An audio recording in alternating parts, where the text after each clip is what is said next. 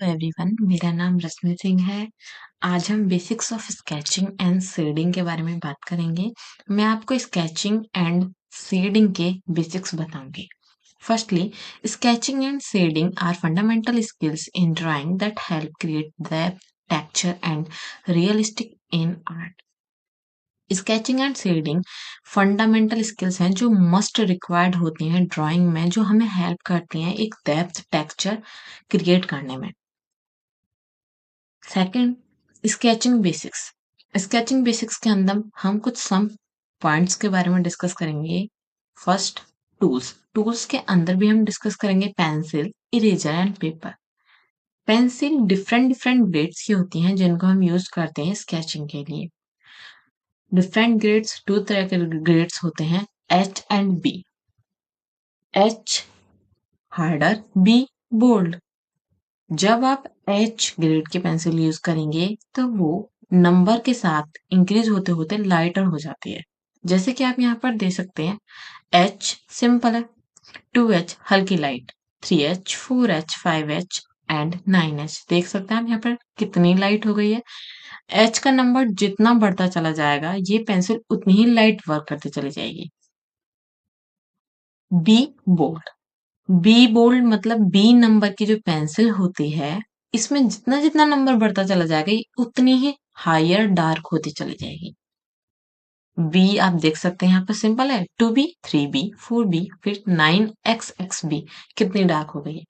अगर आप स्केचिंग की शुरुआत कर रहे हैं या आप आर्ट के फील्ड में अभी स्टार्टिंग कर रहे हैं, तो आप सिंपल 2H और बी की पेंसिल यूज कर सकते हैं, बी ग्रेड की पेंसिल यूज कर सकते हैं। Eraser. A kneaded eraser is flexible and greater for soft correction. Kneaded eraser जो होती है वो बहुत ही फ्लेक्सिबल होती है और बहुत ही सॉफ्ट होती है। उसको आप किसी भी शेप में ले सकते हैं।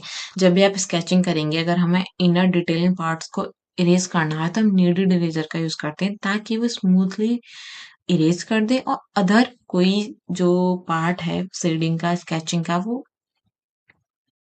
बिल्कुल भी खराब ना हो। सेकंड है पेपर। हम पेपर एक तो यूज करते हैं स्मूथ पेपर, एक यूज करते हैं टेक्सचर पेपर। अगर आप एक फाइन नॉर्मल आर्ट वर्क कर रहे हैं तो आप स्मूथ पेपर का यूज करेंगे। अगर आप डिटेल्ड आर्ट वर्क कर रहे हैं, डिटेलिंग के अंदर डिटेलिंग वाला आर्ट वर्क कर रहे हैं, तो आप टेक्सचर पेपर यूज करेंगे। अच्छा, पेपर के अंदर होता है एक जीएसएम, जैसे आप यहाँ पर देख सकते हैं 140 जीएसएम। जीएसएम जो होता है ये पेपर की मोटाई को दर्शाता है। जितना जीएसएम का नंबर इंक्रीज होता चला जाएगा, पेपर उतना ही मोटा होता चला जाएगा और वो उतनी ही ज्यादा डिटेलिंग को कवर करता चला जाएगा। जब भी आप पेपर खरीदें तो आप इस बात का ध्यान रखें कि आप कैसा आर्ट वर्क बना रहे हैं और किस तरीके का पेपर ले रहे हैं। ठीक है, ये नॉर्मल पेंसिल्स हैं जिनके बारे में मैंने आपको बताया। ग्रेड्स वाली ये ब्लेंडिंग स्टम्प्स हैं, ये व्हाइट पेंसिल्स होती हैं जिनको हम शेडिंग में यूज करते हैं, इनको ब्लेंडिंग स्टम्प बोलते हैं। ये सैंड पेपर है जो पेंसिल को शार्प करने के लिए यूज करते हैं।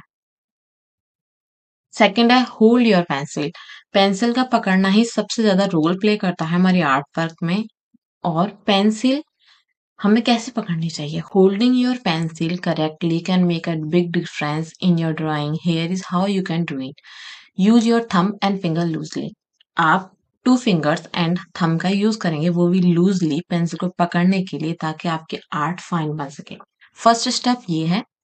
इसमें क्या होता है कि आप जब इनर डिटेलिंग कर रहे होते हैं, आईज पे वर्क कर रहे होते हैं, नेक पर वर्क कर रहे होते हैं, और वो भी लाइट वर्क कर रहे होते हैं, तब हमें इस तरीके से पेंसिल पकड़नी होती है। जब हम आउटर वर्क कर रहे होते हैं, आउटर स्केच वर्क कर रहे होते हैं या हेयर्स पर, ड्रेस पर, तब हमें इस तरीके से पकड़नी होती है। जब इनर डिटेलिंग वर्क कर रहे होते हैं, तब हमें इस तरीके से पकड़नी होती है, जैसे कि हम पेन से नोटबुक पर लिखते हैं। ठीक है, हमेशा ध्यान रखें पेंसिल को लूजली ही पकड़ना है, ज्यादा प्रेस नहीं करना है। Second, basic shapes and line work. जब हम स्केच बनाने जा रहे हैं तो उससे पहले हमें किन बेसिक लाइंस पर, शेप्स पर काम करना चाहिए ताकि हमारी स्केच बहुत ही फाइन बने, ब्यूटीफुल बने और अमेजिंग बने। हर कोई इन प्रैक्टिस को करता है जब स्टार्टिंग करता है स्केचिंग की, और आपको भी करनी चाहिए अगर आप स्टार्टिंग कर रहे हैं। जैसे कि सर्कल, ट्राइंगल, रेक्टेंगल। इसमें क्या होगा, आप पेंसिल लीजिए उसको शार्प कीजिए और ध्यान रहे कि पेंसिल की जो निडल है वो 1 इंच लॉन्ग होनी चाहिए।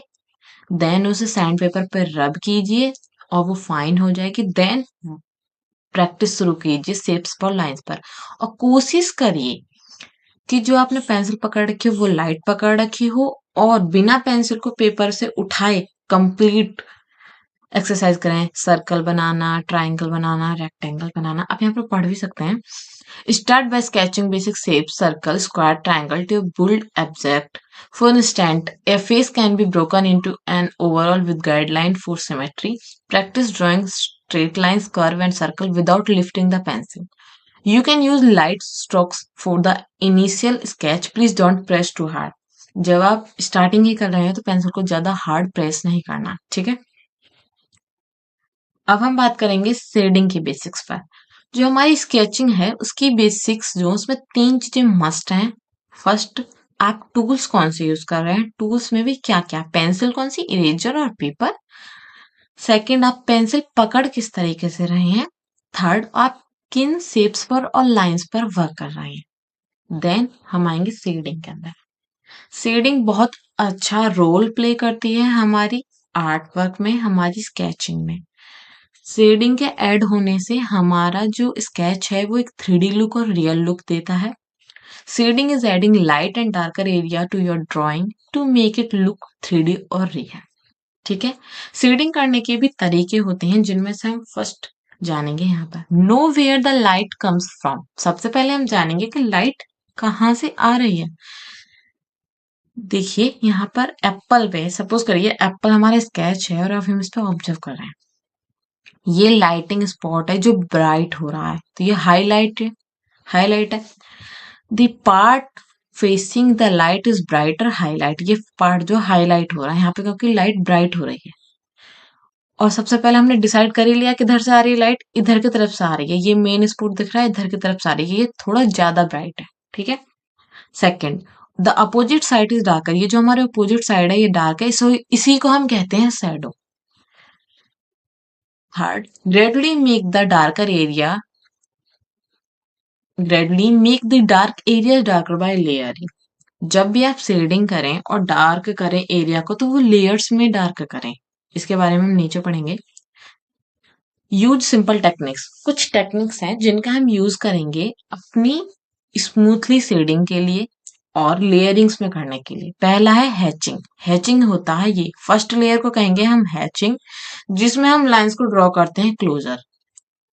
सेकंड होता है क्रॉस हैचिंग, जो लाइंस ड्रॉ उनके ऊपर अगेन क्रॉस में लाइंस को ड्रॉ करना, ये सेकंड लेयर हो गई। थर्ड, थर्ड में क्या होता है कि अगेन एक और layer, hatching cross hatching, hatching cross hatching.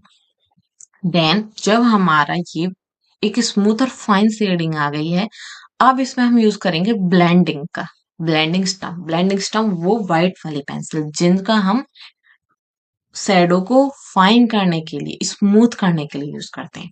रब the pencil marker gently to make smooth shadow, ठीक है। ये वाली पेंसिल्स, ये वाली जब आप लिटिल एरिया पर वर्क कर रहे हो तो स्मॉल पेंसिल यूज करेंगे, जब आप डार्क एरिया या बिग एरिया पर वर्क कर रहे होंगे तो बिग ब्लेंडिंग स्टम्प्स यूज करेंगे। ध्यान रहे एक ही बार में डार्क नहीं करनी है शेडिंग, जैसे ये बिल्कुल रॉन्ग टेक्निक है। लेयरिंग में हमें शेडिंग करनी है, ये परफेक्ट टेक्निक है और इसी टेक्निक को हर आर्टिस्ट यूज करता है ताकि एक ब्यूटीफुल शेडो दे सके। Look at real life shadows. अब हम रियल लाइफ शैडोज के बारे में बात करेंगे। Make the shading go from lighter to dark smoothly to look more real. ये तो सच ही है कि जब हम लाइट से डार्क की तरफ मूव करते हैं शेडिंग के थ्रू तो ये एक मोर रियल लुक देता है हमें हमारे स्केचिंग में। अगर हम डायरेक्ट डार्क कर देते हैं तो वो एक ऑकवर्ड लगता है। Observe shadow on objects around you to understand how light work.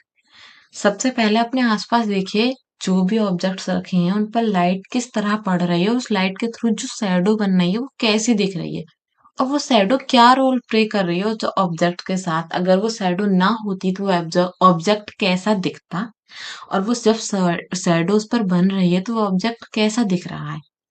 इन चीजों को जब आप ऑब्जर्व करेंगे तो आप शेडिंग करते वक्त बहुत सी चीजों को ऑटोमेटिक हैंडल कर लेंगे और ध्यान में रखेंगे। ये ब्राइट मतलब लाइट से डार्क की तरफ शेडिंग है। यहाँ पे मैंने शेडिंग का वे बताया है कैसे करते हैं। सबसे पहले लेयरिंग में करेंगे तो हम लेयर लेयर फिफ्थ लेयर में जाके ये डार्क हुई है, ऐसे ही लेयरिंग के थ्रू आपको शेडिंग करनी है जो एक अच्छा लुक देगी।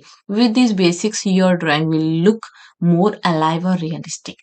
अगर आप इन टेक्निक्स का यूज करते हैं तो रियलिटी में आप बहुत अच्छा लुक देखेंगे अपनी स्केच के अंदर। और अगर आप कोई भी टॉपिक समझना चाहते हैं, उसकी डिटेल में वीडियो चाहते हैं, कोई भी टॉपिक आपको समझ नहीं आया हो, उसको और डिटेल में जानना चाहते हैं, तो आप वीडियो के नीचे कमेंट कर सकते हैं। मैं आपको एक कंप्लीट वीडियो बना दूंगी, जो भी आप कमेंट में बताएंगे, जिस भी टॉपिक पर जो आप चाहते हैं। ठीक है, कमेंट जरूर करें।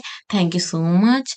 आप मेरे यूट्यूब चैनल को फॉलो कर सकते हैं, शेयर कर सकते हैं, सब्सक्राइब कर सकते हैं। Thank you.